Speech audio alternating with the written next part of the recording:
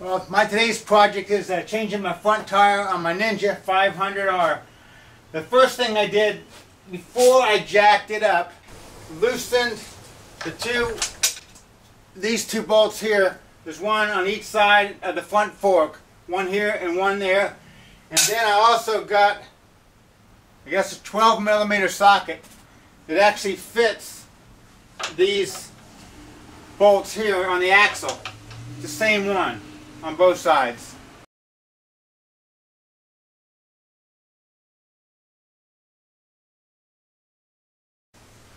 I also took out these two caliper bolts, and this comes right off the back like so. Now I've been doing all this work with the bike on the center stand. Now that I have everything loose up front, I put a little scissor jack under here, the furthest part of the motor that looked like a good spot that would hold the bike up fairly solid, because I don't want it falling down. And I also had to disconnect the speedometer cable, which comes out of this side right here. It's got this nut on here. I had to loosen it with a pair of vice grips, and it came right out. Now the bike is up. I got a little weight on the back tire from pivoting it, and now I'm going to finish unbolting the axle. Now pretty much everything is disconnected. Now I just got to drop the tire. Once I pull the axle out, I'll move all this crap from behind me. I'm going to put my foot on it. The tire doesn't weigh that much, but you actually don't want it falling out. Undo the axle bolt. Now I go ahead and turn this a couple times just to make sure everything is good and loose.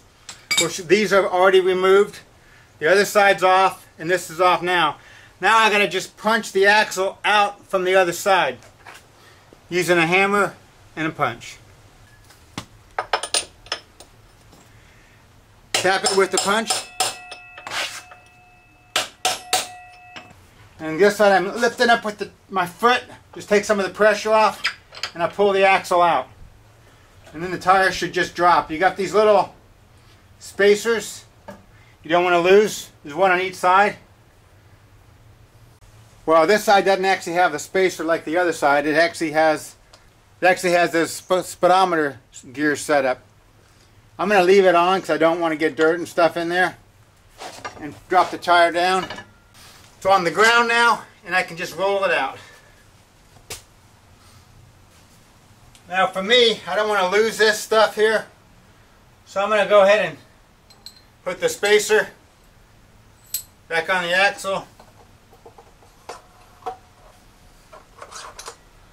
Slide it through.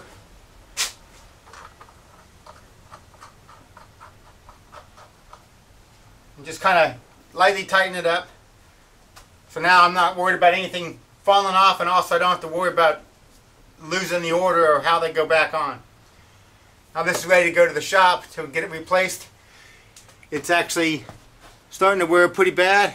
It's an old tire. It's a 2007 bike, and now it's 2016. And it's the original tire, and it's time to replace it.